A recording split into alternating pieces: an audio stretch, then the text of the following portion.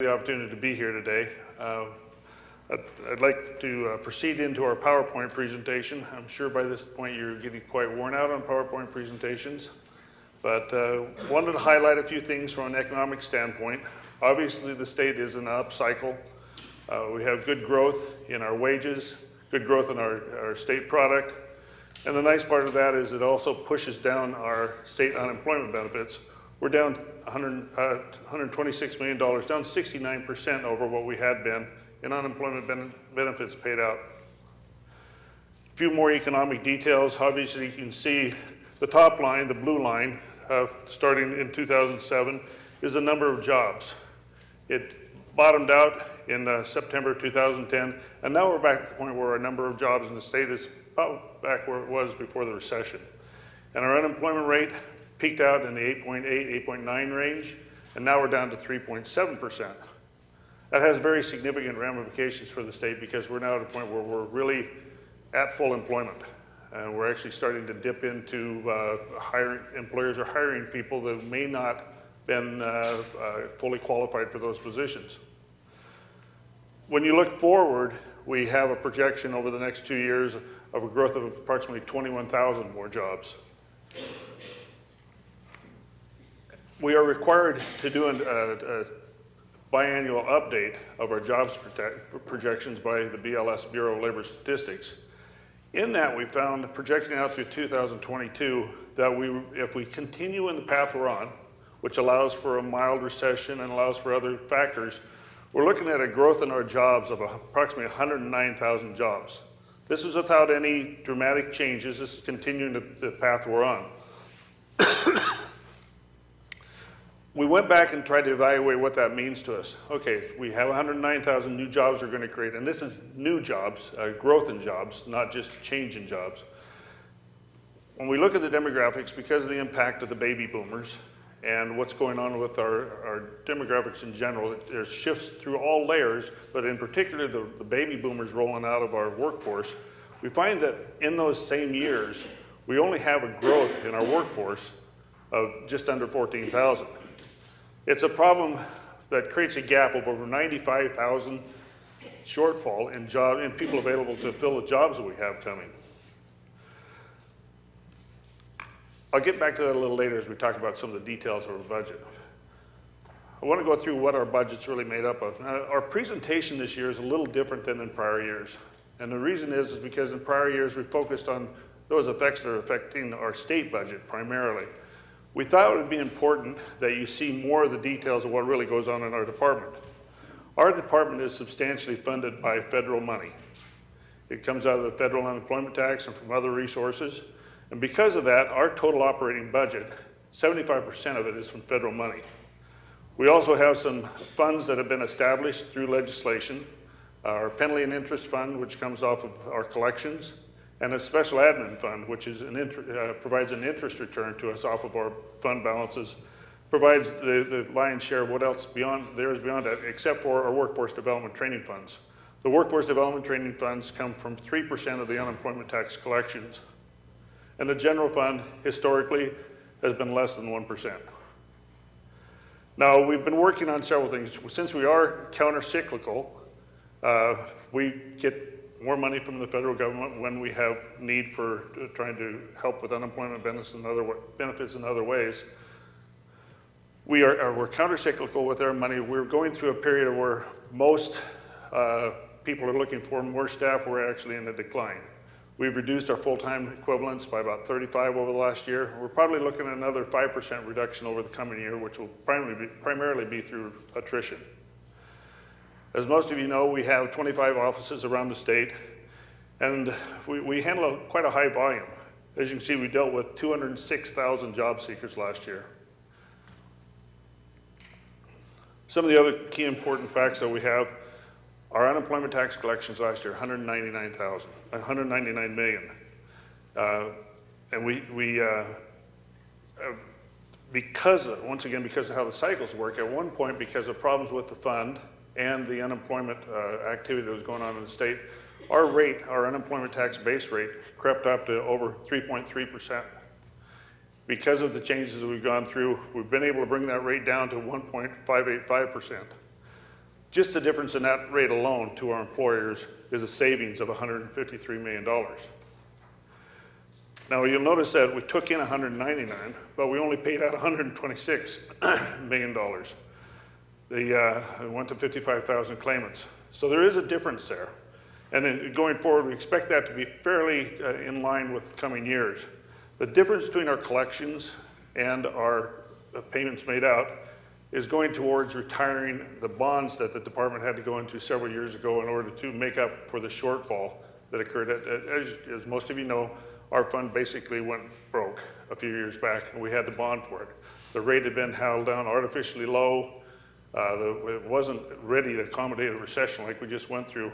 We had to go out and bond. The last bond payment will be made this year, and we'll be out of our bond situation. We'll be whole. And as you can see, our fund balances are actually quite healthy now. Well over $500 million in our two funds that are available for unemployment benefits. And our other fund balances have allowed us to have reserves available for special needs as we move forward. And our Workforce Development Training Fund, although it shows there's $15 million available in the Workforce Development Training Fund, most of that is committed to employers going forward. Some of the ones you've heard of, Amy's and Pocatello and others, we've made commitments to them, so our actual unencumbered money there is about $5 million. Okay, so we have two sides to our business. One is the payment of benefits to the unemployed, and the other side is dealing with employers and employees. That's where our emphasis is these days. Last year, 206,000 people came to us looking for jobs. We processed 106,000 job listings. We worked with 85 employers, conducted training for 4,400 employees through our Workforce Development Training Funds. $6.2 million were paid out. We paid out $1.8 million in industry sector grants, and I'll get into that in more detail as we proceed. And our Workforce Investment Act programs, we dealt with another 1,500 employees, and we get a great return on that money. Now, we started to switch this last year to what we call a demand-driven model. That's with the emphasis on the employers. And this is very significant because of what's happened with our economy. We switched from too many people seeking jobs to not enough people.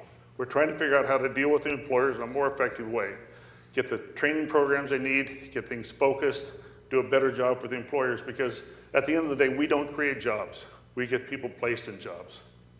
It's going to result, we've started the process, and this year we're going to try and finish up a reorganization of our department to meet those needs. A few other things that you're probably aware of. We provide several services. Some of these we've inherited over the years.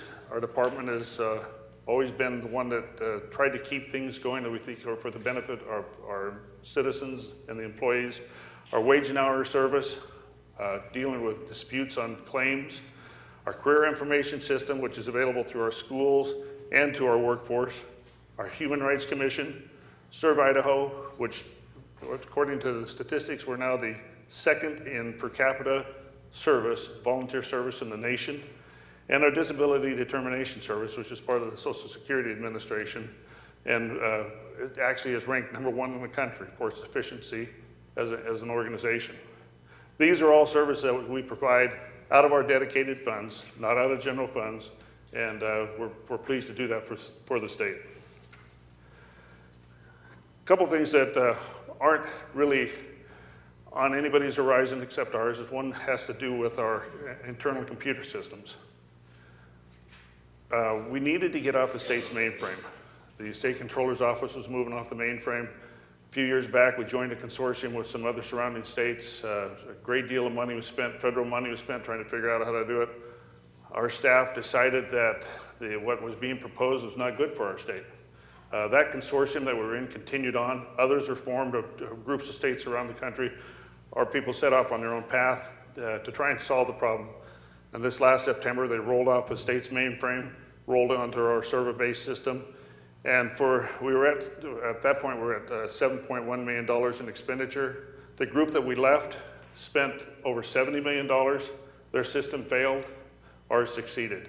Idaho, I'm very pleased to talk about what our people have done internally. They are now the talk of the nation. There are other states approaching us about working with them.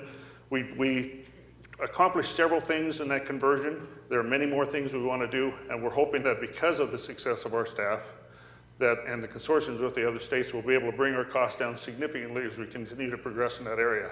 But like I said, it probably doesn't mean a lot to you, but it's a big deal to us when you can walk into a national meeting and people want to talk to Idaho because of their success. Now, the regional business, the business services, I talked about the reorg that we're going through. We are trying to get into more industry specializations. We call our regional business specialists who are out working with industry, trying to figure out what our employers need, trying to address their needs. Is something that's new this year. We've also started Choose Idaho, which is a tool that we're using to retain more employees in state and to bring people back to Idaho who have left. As you can see, we have this huge demographic shortfall. We're trying to figure out ways to make that work. And when you talk about 14,000 people available and 109,000 jobs, somewhere those two curves have to meet. They don't continue to separate. Choose Idaho is one of those tools for that. Team Idaho is an approach with commerce, with education, with PD and others, where we're saying, we're all chasing the same thing, let's start working together. We started holding joint meetings, collaborating on how to become more effective with what we do. And the industry sector grants, which I'll get into in more detail, we're going to reward another $1 million in March for industry sector grants. As you know, since it is federal money, most of what we receive is through continuous appropriation. Your budget book will show you how the appropriations work. Our actual expenditures follow what we have available from our different funding sources. But the breakdown that we have for our different areas, we thought it would be illustrative to provide this graph to you so you can see how our appropriations work. But it still draws back to the fact that we are substantially federally funded. In your budget book, we have several pages, and we can go into detail on your questions on that when we get there, but it's pages 47 through 54 of your budget book. You'll notice some of the things. We have some supplementals. Because of the nature of our funding source, we have some supplementals and transfers that we do within our own accounts. They have to be approved by you. And so I'm not sure when you will hear the supplemental presentation. I don't believe it'll probably come later, is my understanding. And in our own dedicated funds, not general funds, we have several items related to computers, quite a few technology area items. We have also internal transfers in order to move between fund balances. We can't move between fund balances without your approval. We're also asking from our own dedicated funds to increase our FTPs for 2 people for our career information system. The big thing that we want to talk about is industry sector grants. We started a program from money in the Workforce Development Training Fund. As I told you previously, $1.8 million in 2014, another $1 million in 2015. This money is used with our institutions of higher education and eventually in our K through 12 programs to bring industry and education together. We found that we still had a significant problem where industry kept saying, you're not producing the training that we need. And this isn't just lower level training. We have everything that you might consider necessary for keeping the economy healthy, and I'll get into that also in more detail. The key part here is that it requires education to solicit partners from industry. For each grant, it requires 3 industry partners, and those industry partners have to come to the table with 25% cash match. It's a forced marriage in a little bit of a way, because it's different than industry being able to sit back and wait for things to come to them. They're actually being forced into discussions with education, clearly specifying what their needs are, and coming up with cash. One of the challenges we faced was we found this program was highly successful. Industry loves it. In fact, when we make presentations to different groups, the industry partners always want to give their presentation because they think it's such a creative way to bring education and industry together. But the money has been coming from the Workforce Development Training Funds. The Workforce Development Training Funds, 3% of the unemployment tax collections. Because we've decreased our rate so much, it's decreased the amount of money available for funding the industry sector grants and the other direct reimbursement to employers. you can see that for a period of time there, we were averaging just under $10 million. The 1 year it shows where it dropped down to 5.1. That is because we actually transferred $5 million back to our general funds, unemployment tax reserve funds. Going forward, we're looking at about $5 million a year available in our workforce development training funds, and we've got commitments on the table, as I told you, that are substantially eating into that money. We don't have the money left over to fund industry sector grants at a time when industry is telling us it's the best tool they've ever seen for training programs. Because of that, the governor has asked for a one-time appropriation of $5 million to help fund these grants. It is a significant issue for us. We think we're finally bridging this gap between industry and education, and we're trying to figure out how to do it. The governor listened to our pleas and actually made the recommendation that we'd include a $5 million in the budget for this year to fund these grants. And we think it's, we are looking at creative ways to expand that, but already, even with the $1 million that we have coming in March, we have several $1 million more in that requests, all for valid programs, all bringing industry and education together. And with that, I'd like to turn it back to you, Mr. Chairman, for questions. Thank you, Director. Are there any questions for the Director? Representative Youngblood. Thank you, Mr. Chairman. Hi, Director. Good presentation. Could you just share with us a little bit more about that workforce, is it training, and kind of the criteria as far as who you give the funds to, and I appreciate it. I think I heard that right, the 25% match from industry? Yes. So if I'm a major employer and I've got a new product and I need to train my folks how to make the product, you would work with them. I don't want to put words in your mouth, but if you could help me with that one. I'll give you a couple of examples. In northern Idaho, our wood products companies recognized a problem in a very small segment of their training that they didn't know how to address. All of the competitors came together and said, we need to solve it. The college, North Idaho College, put the program together. All the competitors came together, funded the money, and we actually expanded beyond that. I said, okay, let's deal with that area. It actually had to do with sharpening of the knives on the cutting equipment. We expanded it into their automation controls and other areas, and they created what they call a Center for Excellence in Wood Products. And so North Idaho is driving a process with the 3 key competitors who came up with the 25% cash match, and they are solving a problem that literally could have crippled the forest products industry.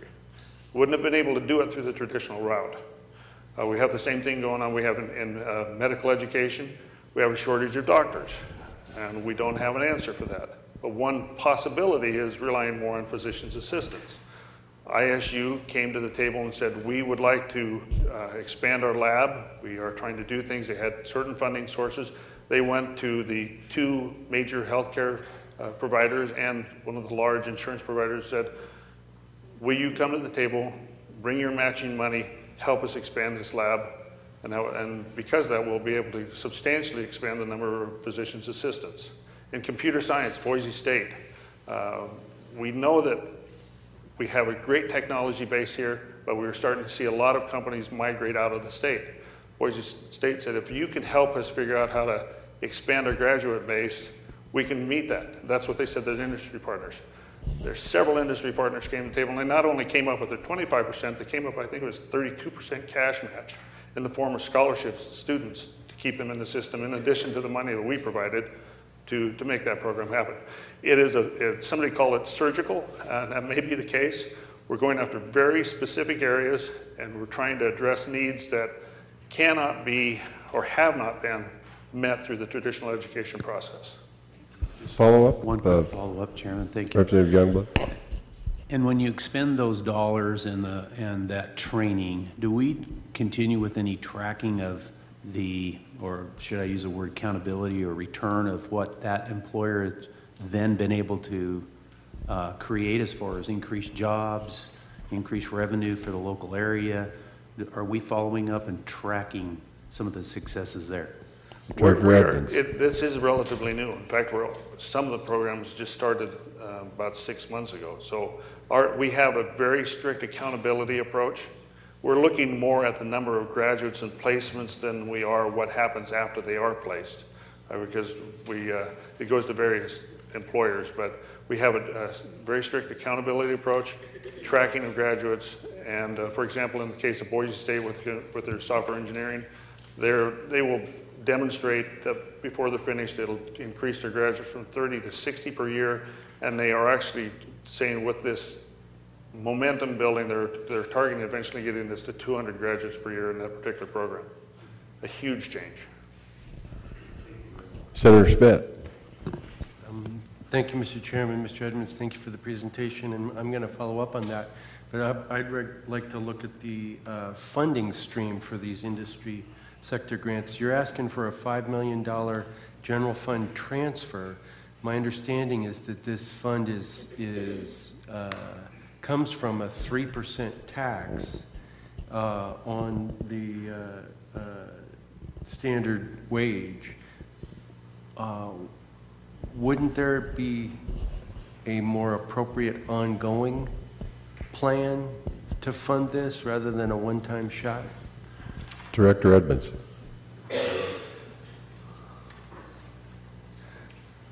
Mr. Chairman, or Senator Smith, we are working on that. We made several proposals. That's actually why the governor came back and said, we believe in what you're doing. We think there's a long-term answer. We want to see, we're getting much more conservative in our use of our regular workforce of development training funds, trying to retain as much as we can for this program internally, and we're looking at other alternatives.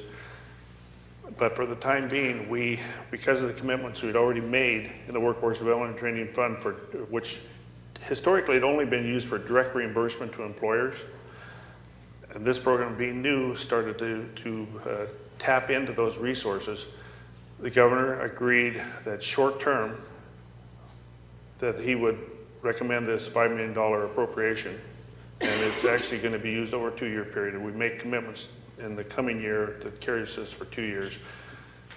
We are looking at alternatives. We don't have a final answer on what that would be. We may be back to the legislature when we determine what that would be. But for now, we did not want to lose momentum in the program. That's why he agreed to go for the one-time appropriation. Thank you. For those of you that may not have been able to see the director, the question about ongoing finance definitely brought a smile to his face. So with that, Senator Nuxall. Thank you, Mr. Chair. Let me find my place again. But basically, Director, my question is, with this new, let me see if I can find it first here.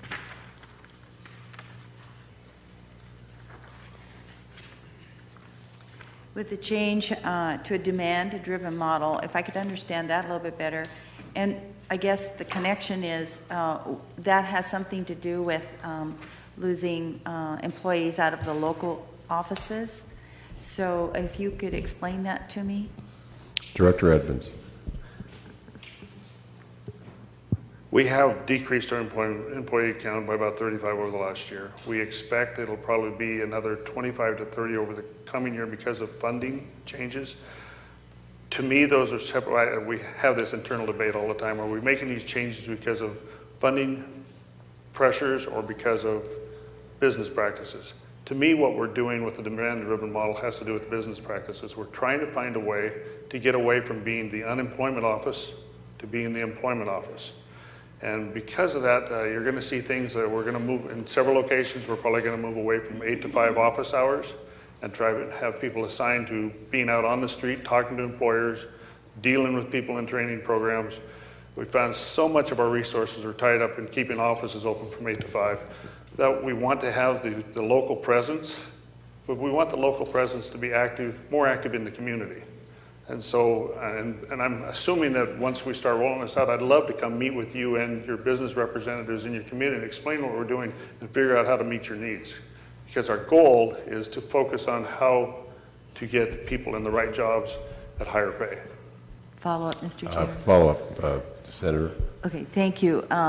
Okay, Director, I understand that. Sounds actually like a pretty good plan, but then you're going to be mainly focusing around the universities then, it's what it kind of, or the cities that have the universities, am I correct? No, it will, Mr. Chairman, Senator, it will be focused on businesses, where the businesses are. We're going back and saying, where are the businesses and how do we get to them and how do we become part of what they do? We find that we've been so focused on people who are unemployed that we had lost some of the things. In fact, many of the things we're doing now, when every time we bring up a new idea, somebody said, we used to do that. And we're trying to get back to several of those things which are actually good business practices before, but we lost touch with that because we're so focused on unemployment benefits. Thank you. Representative Gannon. Thank you, Mr. Chairman and Mr. Edmunds. I'm looking at the budget book, and I'm not, and maybe staff could explain too. I don't see the $5 million in general fund money in there.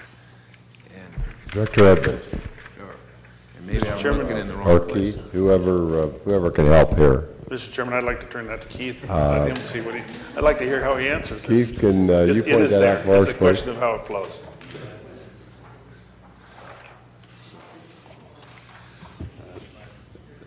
Mr. Chairman and Representative Gannon, so if you can look on page 5-54, line item number 9 has the industry sector grants.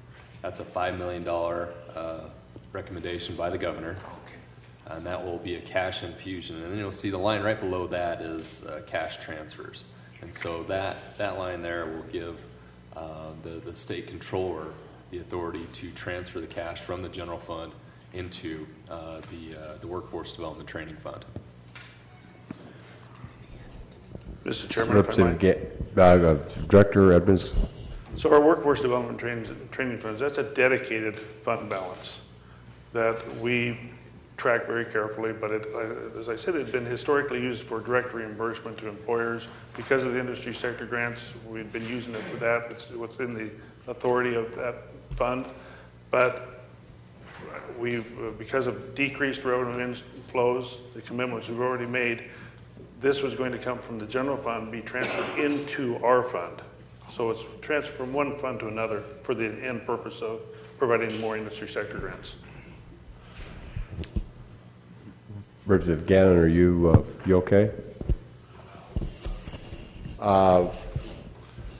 Senator Johnson. Thank you, Mr. Chairman. And Director, my question is going to go back to the same fund question. So the money, the $5 million that you're requesting that you pay into these programs, and you gave a couple of examples where the industry or the partner provides 25% funding, then we provide the rest of the funding. Is that funding going to pay for wages? Director Edmunds. Mr. Chairman, Senator, it goes to each one is different. I know, for example, one that I've been watching to see what's happening coming up on the ones that we're going to award in March. Not to say that we're necessarily awarding this one, but one of our universities is developing what they call mobile PLC lab. PLC stands for Programmable Logic Controllers, which is the key to automation in our industries right now. We're finding that there's a shortage of people training how to deal with those. The large providers come in, put all the automation in place, walk away, and the companies don't have the staff to run them. The university is proposing creating a training lab that would be used around the state at the different institutions and directly at the employers' locations for those training purposes. So in that case, they're looking for equipment. And that's going to allow them to do the training they wouldn't be able to do otherwise. So each grant will be different, and we're really trying to figure out what gets us the most results. In their case, it's equipment. And it'll vary from grant to grant. Mr. Chairman, for a follow-up. Yes, Senator Johnson. I'd like to finish this in about 5 minutes. I still have 2 other people who'd like questions. So if you can They're make it brief. short questions. All we need is short answers. Thank you, Mr. Chairman. Sorry. So to ask the question again, are there any of these dollars that are going to wages? Director Edmunds. Mr. Chairman, Senator, in some cases, they do go to funding positions for the short term, but the institution, the university college, has to demonstrate sustainability. For example, with the Boise State Computer Science, Software Engineering, it was to establish new positions, and they had to demonstrate that they would be able to sustain those positions after it was completed. So in that case, yes, it did involve compensation. Thank you, Mr. Edmunds. One last question, Mr. Chairman. Senator Johnson. Thank you, Mr. Chairman. So you also mentioned that some of these industry partners would not be able to accomplish some of these goals through traditional methods. I don't know what you're referring to by traditional methods, but it raised the question in my mind about the old programs. Geez, now I'm going to have a blank here. Doggone it all. The apprenticeship programs that some of these groups used to have. What's different between the apprenticeship programs where those industries would develop their own training programs, they would commit money to that and move people up, whether it was, whether it was an organized position or not. You know, there's different types of apprenticeship programs. So how does this one differ from those programs? Director Edmunds. Mr. Chairman, Senator, the traditional apprenticeship approach, which has been fairly well lost except for in certain trades, is actually one of the areas of emphasis that we want to use this money for going forward. The approach that we've used for the industry sector grants to this point has been identifying some needs with industry partners, getting them with education, making things fit a certain need. We're going to flip that model a little bit going forward and say, okay, we are trying to create programs that accomplish this need.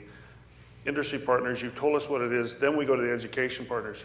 To this point, the education partners have been coming and saying, here's a program that'll do it. We're going to flip it and make it so that we're directing them saying, if you can accomplish this, of which apprenticeships, we call them work-based learning opportunities. That is actually going to be an area of emphasis that this $5 million will be used for. So you'll see those become much more discussed going forward because we want to target that. We think that the greatest obstacle with going on is still the financial constraints. We think with work-based learning, we can satisfy employer needs, overcome that financial barrier, and change the education delivery model. Thank you. Senator Baer, please keep it brief. Thank you for your counsel, Mr. Chairman. Mr. Edmunds, recently I was contacted by some constituents who are some of your employees working in one of the Eastern Idaho Department of Labor offices. The employees were very concerned that there's going to be some closures of Department of Labor offices. Are there going to be? And if you know, I would be interested in knowing where. Director Edmunds. Mr. Chairman, Senator, we are working on redoing how we do business. With that, there will be a change in the concept of bricks and mortar. As I said, we are spending so much of our time maintaining office hours that we are looking at a model which would change several offices to going away from 3 or 4 people staffing an 8 to 5 office, and quite often those were people involved with unemployment insurance. We're trying to get it so that the people are in the communities, dealing with the communities, but not where they're tied to the 8 to 5. So there will be a physical change in several of these locations, but we hope that it actually increases our ability to be involved in the communities. Follow up. Senator Baer. So, Mr. Chairman and Director, will that include letting some of these folks go? Director Edmunds. Mr. Chairman, Senator, I may be a little idealistic in this idea, but we are working in every way we can to avoid the impact on staff. We have some reserve monies available. We're trying to do what I call a glide path so that we can handle this more through attrition and through ways that don't have a detrimental impact on our employees, because we have a lot of good people. And I didn't want this to be, in Washington, they had 1,600 employees. My counterpart over there just went in and said, well, I'm cutting 200, here's your walking papers. I really don't want to go there. We're trying to avoid that as much as possible. I can't say that we will avoid it totally. We do have some challenges. In fact, we just met with our human resource people this week and asked them if we actually go through the organization we're talking about, can you tell us the impact on our employees? And they said, we'll need 3 months to figure it out. We gave them 2. We want to get on top of it. Our employees want to know what's going on. We've been talking about this. We need to move forward with the reorganization to change, but our goal is to minimize the impact on our staff. Thank you. Ripley Miller, you had a question, or you're good? For our final question, Senator Keel. Thank you, Mr. Chairman. I appreciate that. And I have a statement and a question, or if I might. Senator Keel, you have the floor. Thank you. Director, as you continue forward in this reorganization, please remember the rural communities and their dependence upon having brick and mortar place to walk into, and the fact that the internet, which some of our other agencies have used to replace brick and mortar, is not reliable and is difficult to deal with. That being said, part of the budget hearing, we'd like to hear if there's any audit findings that are open and how any audit findings are doing. Do you want to address that? Director Edmunds, do you want to address that, or do you have someone else that would you like to address the audit findings? I'd like to turn the microphone over to You keep your microphone. We'll have him use the standing mic behind you, if you would, please. I'd like to. Would you please identify yourself for the record and let us the standing microphone. Thank you, sir. You have the floor. Thank you, Chairman. I'm Jay Engstrom. I work for the Department of Labor. We currently have 4 audit findings open right now. It's my understanding they will be closed, all of them, to the satisfaction of the auditor. We have 2 people here from the auditor's office if you have any detailed questions on them. Some of them had to do with timing of some programs and different things that we've worked through, but it's my understanding everything's going to be closed. It's just a matter of timing. Okay. Senator Keel. Thank you, and I appreciate that update. Thank you. Thank you. Director Edmunds, do you have anything further for us today? No, I do not.